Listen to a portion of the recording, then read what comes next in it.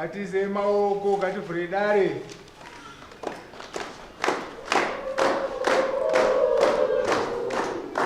Hivi nakashanda njaishi. Akaizwa ni social welfare. Chinzi kubogu village, kubogu mine. Mundoro. Kuna mwana Jonas. Ana mwana wake akatizi. Saka Jonas aruda kutema zibemo kuti vana mwana wangu kuti kuna zvanzi nimashoko ngalo zvichinzi akusi kusvikira saka takudaidzayo kuti kutume ndonoshanda namanguyere nevakaenda ndokunosuka Jonas kuti ave apinde muzvedzare kuti nemakaye ari kuita vana mudiki achipinda mukuwana nokuti munotiramba mwana mudiki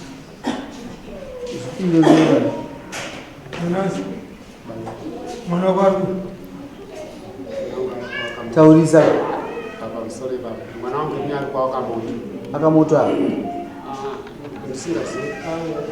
basi ndio right ndanga moto naye mwana ni makore mangati mwana ni 16 years karamushi sasa yaane 16 years iwa usiri mwana 16 harodzwe here ipapo munhu unotadza musha nokusaziva asi mutima wangu pawana wangu 16 years mwana wangu anenge asati asvika panguva yekuti ndodasweta arowa ukamutora here mwana wangu masuriro papa asina isheko nezvandakaitirwa nokwakamoto waita sei inini ndiri munhu anoshanda anoita zvetimbaringi notimba mamainzi saka handigari pamba kazhinji ndogara ndiri mubasa mangu manenge nditi saka ndakafonerwa nemadzimai vangu vachinditi baba uya kunoku mwana haako akabuda nezvinhu namasatsumwa pandaenda kumba pandasvika madzimai vakati mwana akangobuda panapa takakupedza kuti akakumamberi ndinawo zotoona kuti akafamba sei ndichakumbirawo veruzhinji mundibatisise pakupronaunza kwangu ini ndino chichangani ndo chandinonatsokusvikirwa nazvo zvakanaka saka pamuchishona pamwe ndogona kuchiora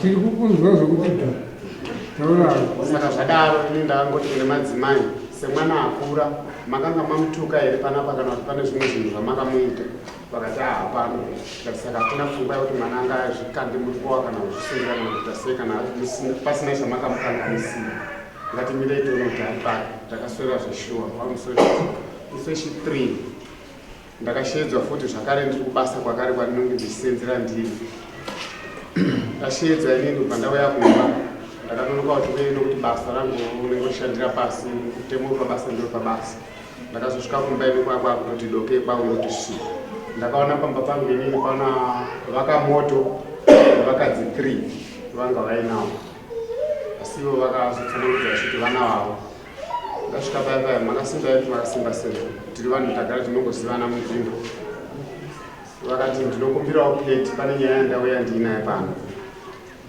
saka inini pakadaro ndakashedza munin'ina wangu kubva auya nomwanakomana wangu mudiki kubva vauya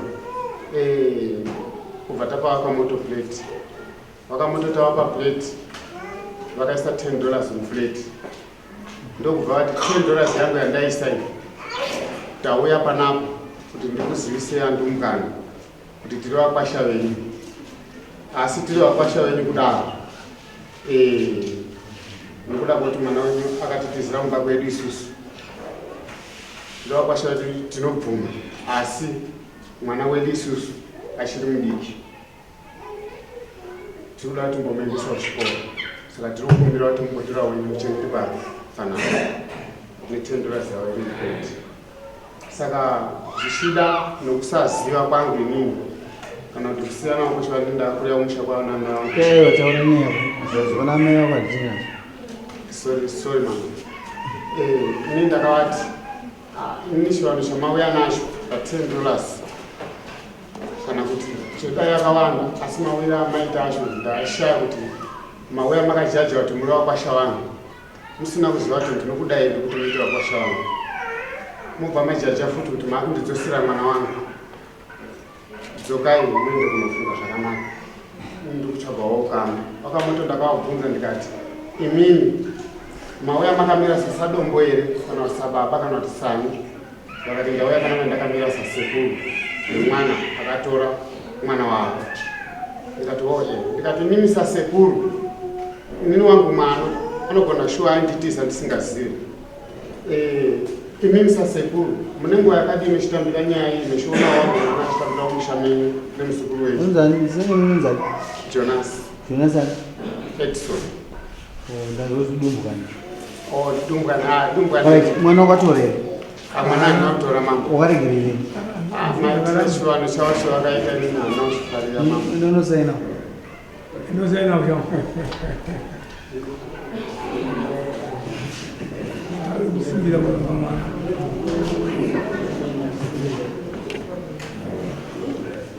Ndio abereka mwana mwana wacharu.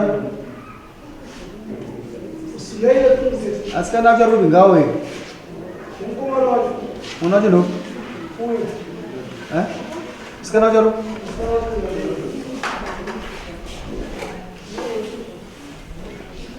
Akamuto wacharu.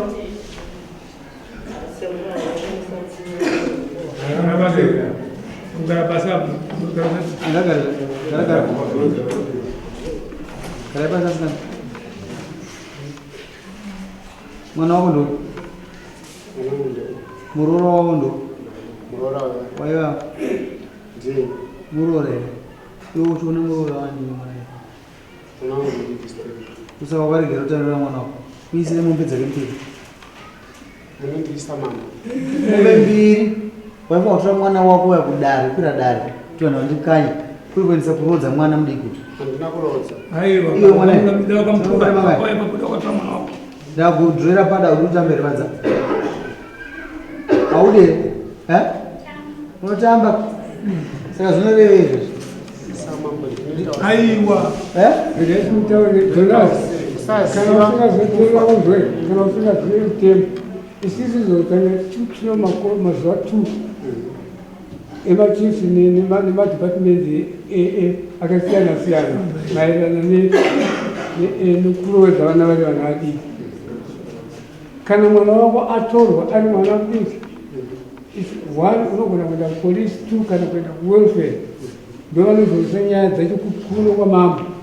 Zvino ava vake vaitaura vakatyanyira kuti tikaramba tikagara nomwana tisina kutaurirai kuti ndozvedu vakamunyongosha.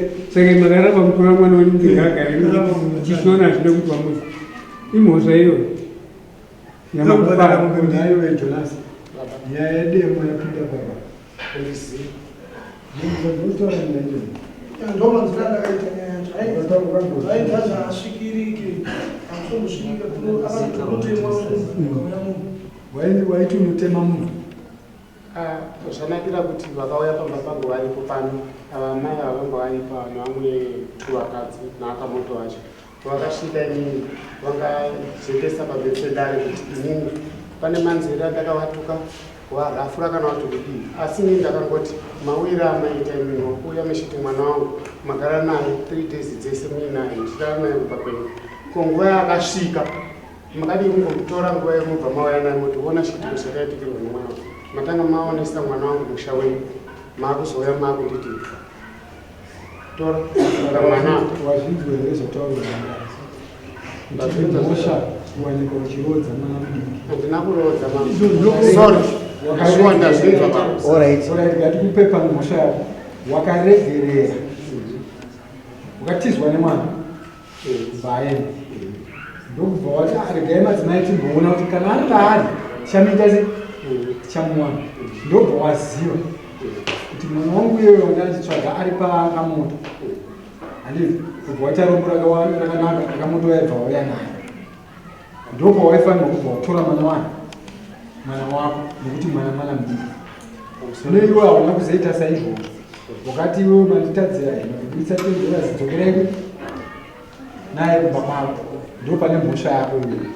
Tendera zibaba imwe. Haiwa kodzero dzemwana udzizive usachemenya emari dzakodzero dzemwana kuti mwana achi mwana mudiki haarorwa ari below the age of 18 haurodze mwana chete vaikwawo kuti kodzero dzako dzinosa kwamambo kuti wana wakanganisa mwana wangu isusu tokugadzisa nyaya yekubhadharana kwenyu pazvinzwa naamai vana vangu vachigara sei kumba kwenyu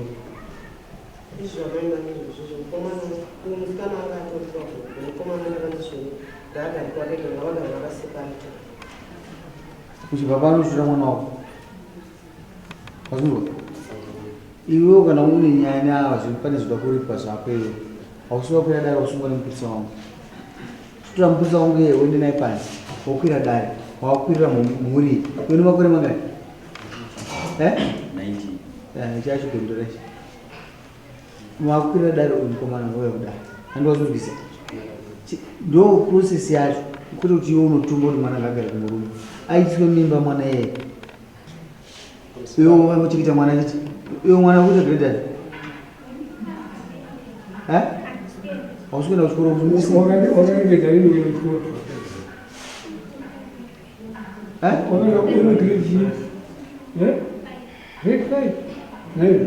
mwana usingaende kuchikoro airegere kuchikoro kuti aroora Aiwa, ko mona dambudziko rinowanika pakasiyana-siyana. Inini kusaenda kwemwana wechikoro hazvire kuti yangaita tsika yekuti ndoda kuti arowe kwete. Mwana wangu akakura ane dambudziko renzeve zvokuti kana kunzwa chaiyo ndiye aripo ndosaka muchiona zvimwe mukataura haanyasi kuzvinza zvakati zvakanaka. Ndokumbira kuti amendo zvinoita aripo. asikana munizwa unazondizwa wapera gredani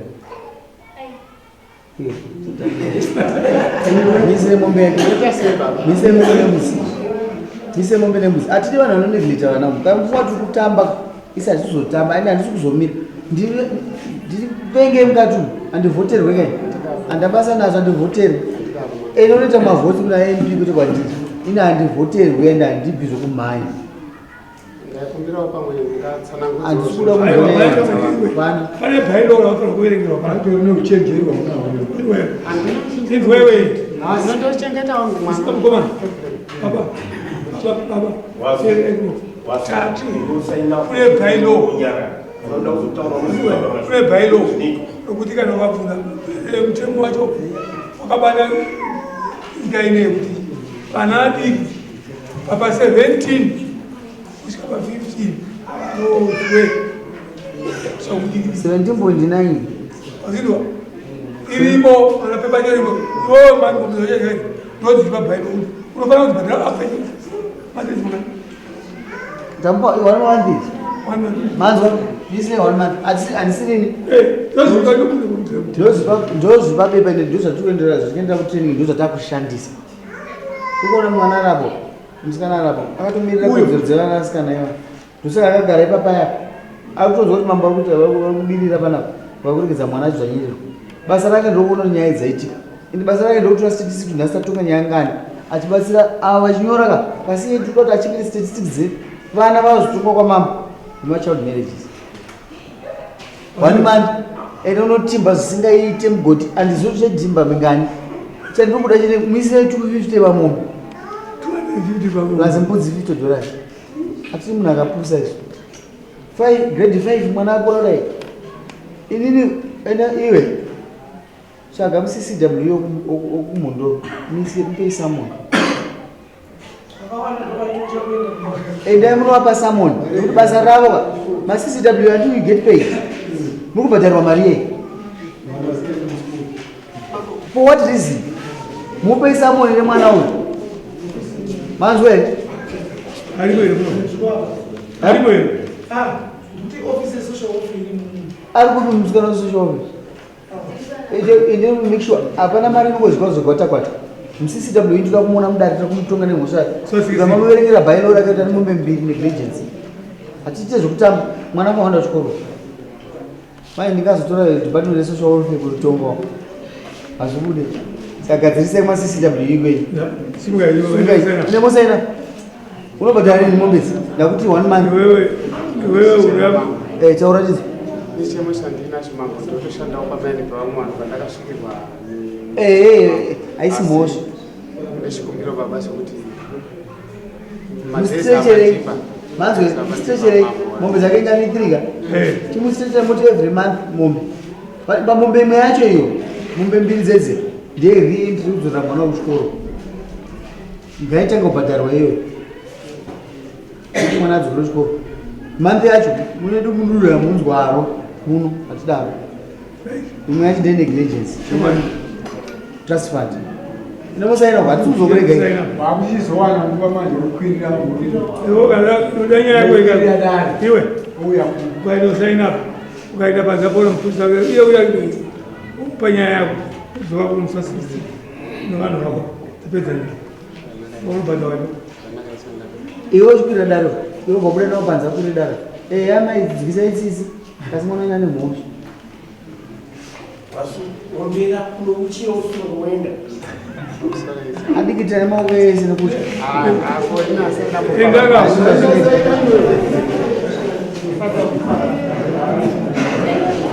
Chiende mama. Chienda imimika. Iya kambanje. Shiba. Tubawa samu na Ngatise maoko.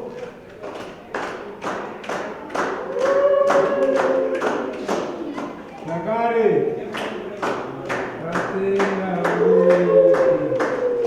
Maita.